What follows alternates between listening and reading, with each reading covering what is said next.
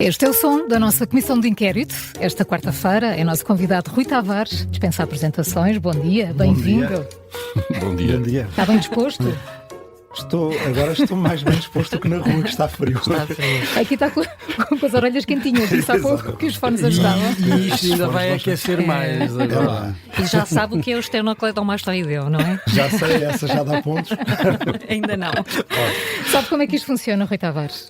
Acho que sim. Sim, então, ontem, só para ter uma ideia, a Eva Brás Pinho fez 19 pontos. É lá. É lá. Mas Estão 25 em jogo.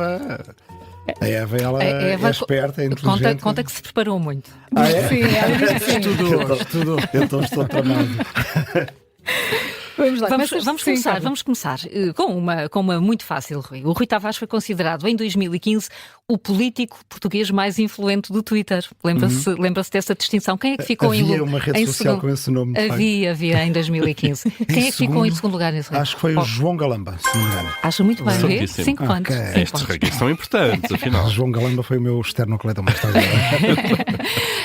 Mudou muito, já não há Twitter. O João Galamba, na altura, era deputado do PS, já foi ministro e agora também não é nada. Mas a política, neste momento, tem que se fazer mesmo com redes sociais. E isso mudou a forma de fazer política também. Eu no antigo Twitter, porque estava lá desde 2007 e não tinha nada a ver com política e basicamente era a rede social onde eu me divertia mais e ia mandando as minhas bocas.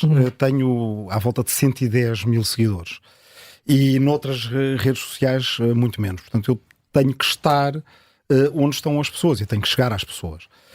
Se bem que várias mudanças que o Elon Musk fez ao Twitter, que agora se chama X, faz com que aquilo nos comentários muitas vezes seja só um jogo de ver até que ponto é que, e muitas vezes motivados por pessoas que têm perfis falsos ou bots ou coisas assim do género, ver se desencorajam os comentadores para o tipo de diálogo que antes tínhamos. E já ponderou sair do X agora? Eu, por esta razão, quer dizer, pondero, porque evidentemente que muitas vezes uma pessoa se pergunta se está a alimentar aquilo que é um projeto político pessoal, não é só uma rede pessoal, uma plataforma neutra, mas um projeto político pessoal do homem mais rico do mundo que detém a rede.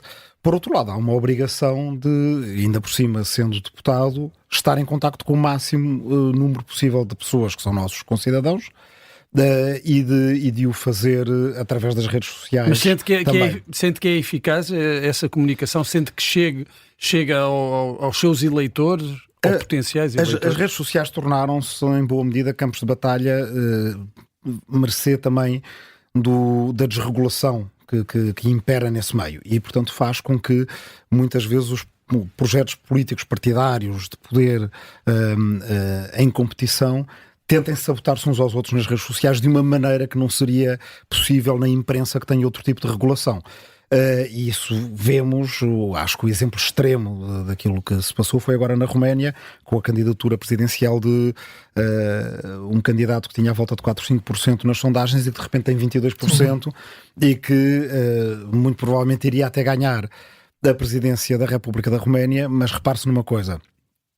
De repente há um algoritmo no TikTok, que é o caso de outra rede social ainda. Já tem TikTok, Rui Tavares? Eu tenho para pequenos vídeos, olha, de coisas como esta. Quer dizer, vamos estar no então TikTok, estamos no TikTok. Não sei, eu ainda não sei. Só se correr bem. Exatamente. Se perguntarem pelo esternocleidomastoideu.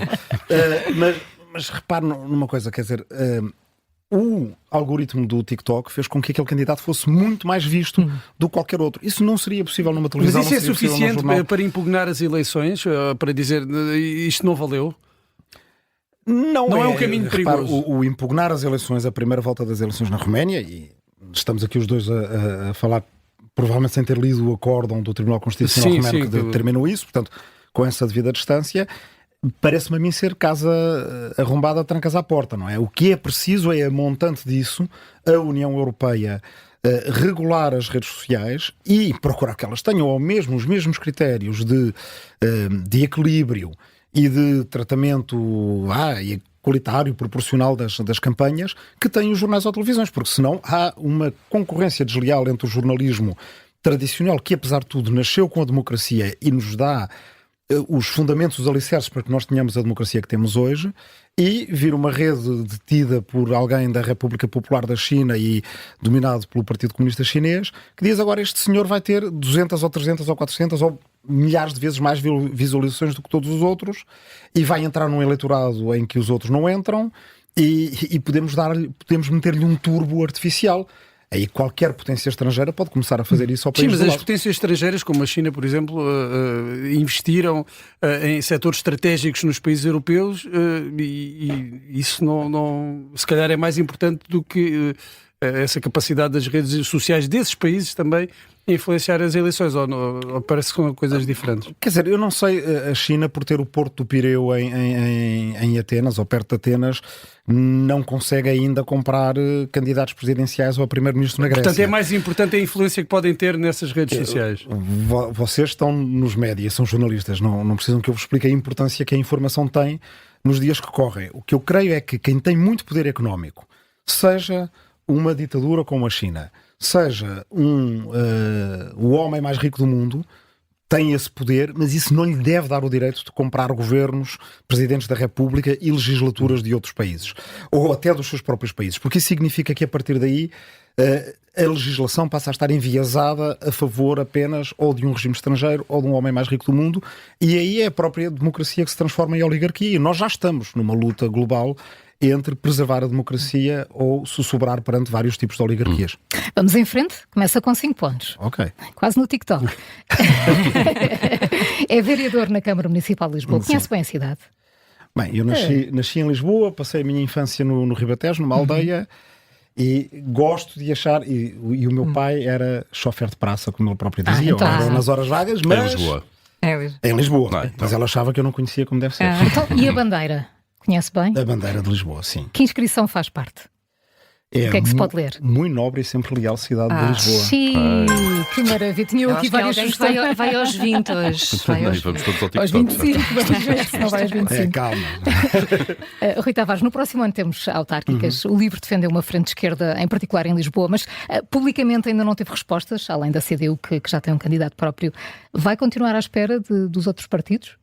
Não, nós tivemos respostas públicas no sentido em que as reuniões foram públicas e elas tiveram sempre declarações, no fim, que foram positivas em relação ao repto que lançámos e que também vem na sequência de outros reptos que já foram lançados pelos partidos de esquerda. Vai haver frentes de esquerda?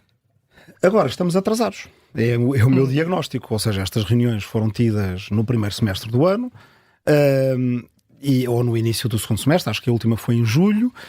Nas conferências de imprensa que foram dadas a seguir pelos vários partidos, houve sempre esta ideia de que era muito importante a união, até porque temos que ser pedagógicos neste ponto. A lei eleitoral autárquica é muito diferente das legislativas.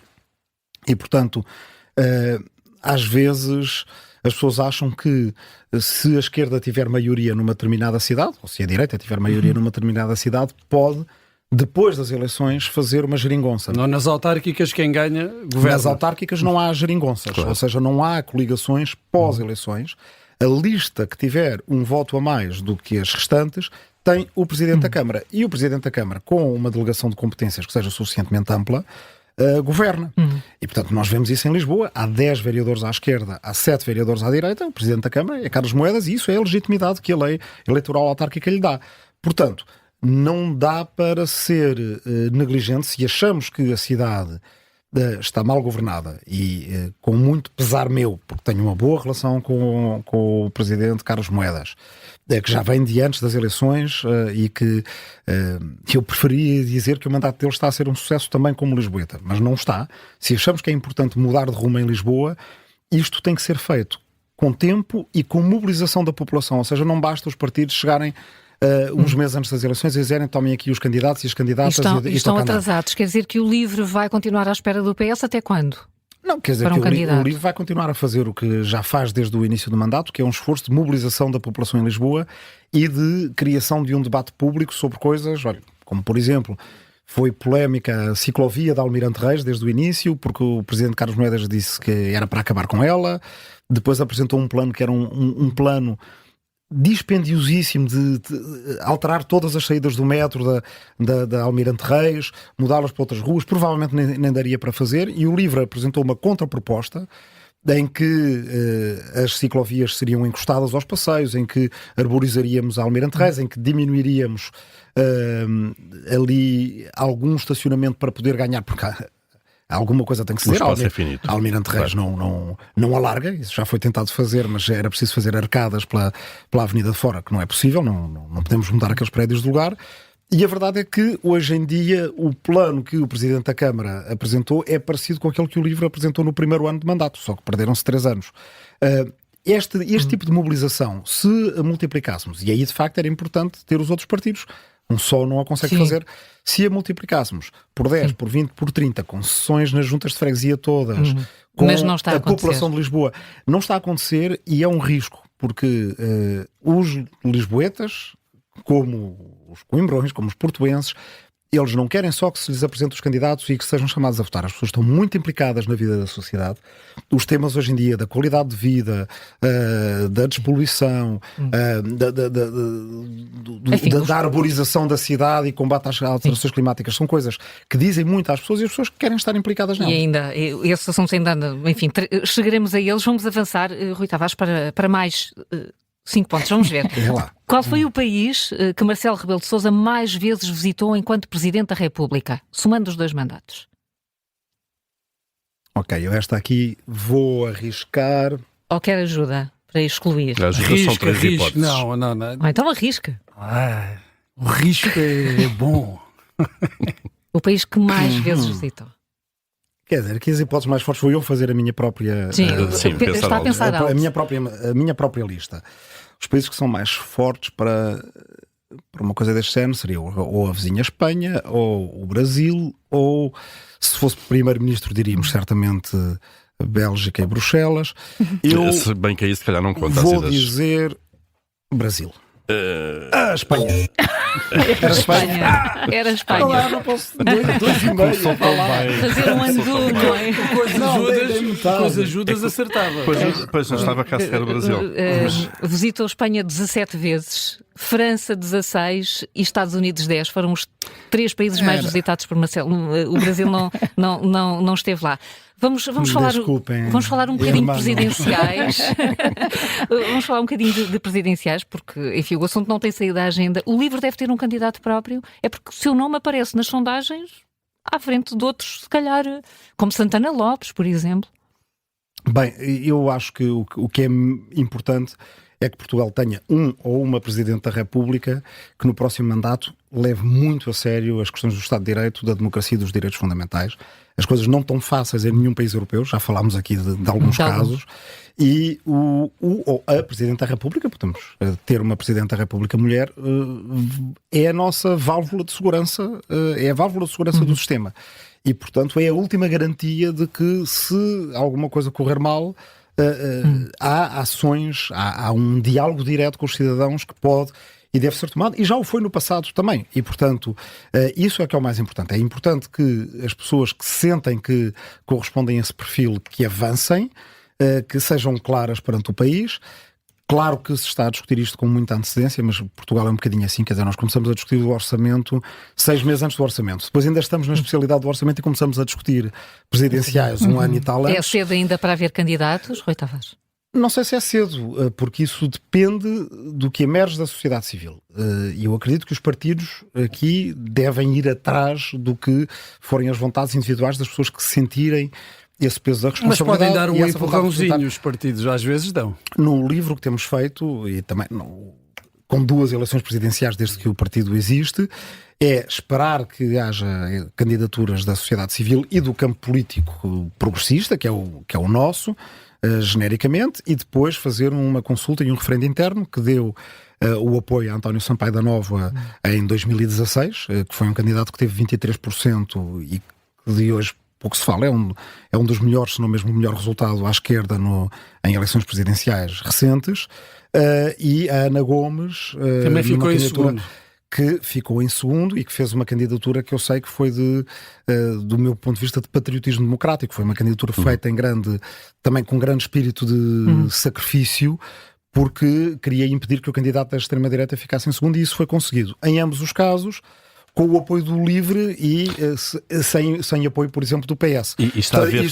Com isto quero dizer que o LIVRE não necessariamente pode ou não apresentar um candidato do seu campo político, mas não será o partido a apresentar, será o partido a apoiar, mas tem conseguido posicionar-se no apoio aos candidatos que, em ambos os casos, ficaram em segundo lugar por parte da esquerda, quando outros partidos ficaram ausentes. Dos nomes que andam por aí agora, sobretudo nas sondagens, encontra alguém com um perfil de um candidato ou candidata que pudesse ser apoiado pelo LIVRE? Há certamente, quer dizer, há sempre nomes que aparecem que estão na metade mais progressista do espectro político nacional. Há espaço para que se apresentem ainda outras pessoas e o LIVRE fará a sua avaliação. E evidentemente que se a certa altura faltarem alternativas, pode avançar. Pode o Rui haver... Tavares pode avançar. Resposta de sim ou não. Só. Estamos com muito pouco tempo. Essas caretas. Estas caretas, então vou ser muito franco, significam que ainda não é uma... Não é uma eleição para a qual eu sinta que seja necessário ou que deva avançar agora, mas infelizmente a situação do país tal como ela pode evoluir muito rapidamente, e nos últimos anos evoluiu muito rapidamente, e a gente não pode faltar ao país, mas espero sinceramente que não venha a ser esse o caso. E que não haja essa líder da necessidade. bancada parlamentar do LIVRE pode ser Isabel Mendes Lopes.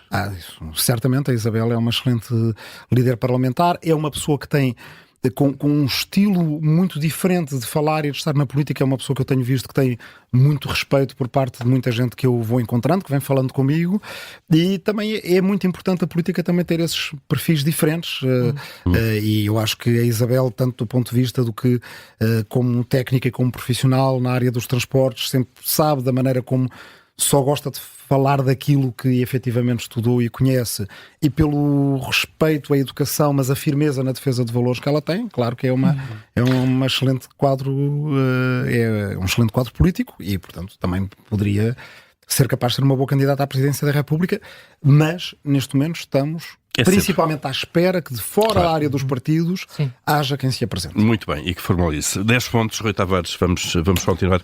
Vamos falar do orçamento para 2025, que referiu há pouco. Este orçamento bateu o recorde de propostas de alteração apresentadas pelos deputados no Parlamento.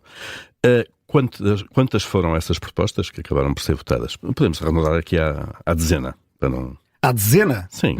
Sabe o número. Eu pensei que íamos arredondar aos 3 zeros. Foram cerca de 2.000 emendas. Sim, vamos considerar. Sim. Vamos considerar. 2.160. Fica por aqui. Mãos largas. Exato. Vamos a isso. Se tivesse olhos fechados a olhar para este orçamento sem saber quem o apresentou, conseguia distingui-lo entre um governo do PS ou um governo da AD, neste caso? Não, conseguiria, porque há menos enfoque social neste orçamento. Apesar das pensões, do CSI e por aí fora. Sim, mas, por exemplo, não há um aumento robusto do abono de família, como nós propusemos, embora aí, para ser justo, também já nos orçamentos do PS tivemos que ser nós a propor esse aumento do abono de família. É muito importante para combater a pobreza infantil, tal como o CSI, que acabou de mencionar, é importante para combater a pobreza entre os séniores. Mas também tem medidas que, do nosso ponto de vista, são regressivas em termos de justiça fiscal. Nós achamos que a diminuição no IRS jovem acaba por beneficiar os maiores rendimentos entre os jovens, e preferiríamos, como dissemos desde logo, com um custo menor, a criação de um sistema de herança social em que as pessoas entre os 18 e os 35 anos tivessem acesso a uma conta de poupança aberta pelo Estado no seu nascimento, provavelmente com certificados de aforro, e que poderia dar a possibilidade às pessoas de completar um ciclo de estudos, de montar um negócio com os seus sócios que também tivessem acesso à mesma herança social, um casal dar a entrada para uma casa. E isso cria mais oportunidade económica, que torna a nossa economia também, fala crescer, e traz justiça àqueles que não têm os mais altos rendimentos entre os jovens. E, portanto, do ponto de vista de querermos que os jovens fiquem no país e se sintam valorizados, achamos que um sistema de herança social seria melhor do que um sistema de diminuição ainda mais do IRS jovem. Muito bem. Vamos à última pergunta. Aqui vamos ter tempo só mesmo para a resposta. Qual é o salário bruto de um eurodeputado? Eu não sei, porque já fui eurodeputado há muitos anos e entretanto há de ter mudado. Quer uma ajuda? Posso ajudar. Eu creio que andará à volta dos 7.000 euros atualmente. Falhei. Não, o salário bruto é de 10.075 euros e 42 cêntimos. Pronto, falhei. Depois o LIVRE votou agora recentemente contra a reposição dos vencimentos dos políticos, da reposição daquele corte de 5%. Porquê? Ora, ainda bem que me faz essa pergunta. Não temos muito tempo. Sim, para uma resposta rápida. O LIVRE considera que os representantes eleitos devem ser mais bem pagos e que, nomeadamente os autarcas que estiveram na primeira linha contra a pandemia, devem ser mais bem pagos. Agora, nós não achamos que nós devamos votar, apesar de ser um fim de um corte e não um aumento, o nosso próprio aumento. E, portanto, achamos, e eu disse isso às outras lideranças de partidos, e dissemos, a Isabel também às outras lideranças parlamentares, que deveríamos votar a reposição do salário por inteiro de deputados após o mandato. Ou seja, deveríamos dar às pessoas o direito de nos julgarem a nós e depois de julgados, então os próximos deputados e deputadas deveriam esse corte revertido. E que a mesma coisa se deveria fazer para os autarcas e para os outros cargos eleitos, sempre a partir da próxima eleição. Em coerência com esse princípio, e eu sei que isto foi uma coisa que até levou a algumas críticas que a mim me surpreenderam, até porque não é novidade, eu com o salário de eurodeputado por isso foi criado uma bolsa. Fiz uma bolsa de estudo com uma parte do salário, e aqui o que nós dissemos é: se nós votamos contra por esta razão de princípio e se achamos que não nos devemos, entre aspas, porque não é um aumento, aumentarmos a nós mesmos, então... O grupo parlamentar do LIVRE decidiu também criar canalizar esse valor para uma bolsa de estudos. É uma decisão unicamente do grupo parlamentar e não do partido. Foi entre nós, com unanimemente, os 4 deputados e também o deputado que está em licença parental, o Jorge Pinto, substituído aqui pela Filipa Pinto do Porto, que decidimos fazê-lo, porque achamos também que é uma maneira de manter a nossa coerência e fazer algo que é socialmente positivo. Também há alguma pedagogia aí, pelos vistos, até por algumas respostas que gerou. Não é tão hábito em Portugal que indivíduos ou instituições criem bolsas de estudo. Eu não vejo porque é que isso há de ser uma coisa de mal. Acho que uma bolsa de estudo é sempre uma coisa boa. Filo no passado com algum sucesso. Fico contente quando me encontram às vezes em algum evento e dizem: olha, a minha tese de mestrado foi com uma parte do seu salário de eurodeputado. É uma coisa que aquece o coração. E vamos ver se agora também conseguimos fazer. A explicação. Rui Tavares sai daqui com 15 pontos, mas nunca pediu ajuda, portanto é um bom resultado. Para quem decidiu arriscar. 2,5 da Espanha, 17,5. Obrigada por ter aceitado o nosso convite. Obrigada. Levantar a cabeça ao pé da Eva Brás Pinho e dizer também. Obrigada. TikTok. Obrigado.